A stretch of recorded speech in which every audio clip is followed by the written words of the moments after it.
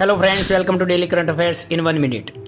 National highway ઓથોરિટીએ દેશના રાષ્ટ્રીય ધોરીમાર્ગ નેટવર્કને વિસ્તારવા અને મુદ્રીકરણ કરવાની પહેલ શરૂ કરી છે. આ માટે યુએઈમાંથી રોકાણ આકર્ષવાના પ્રયાસો કરવામાં આવી રહ્યા છે.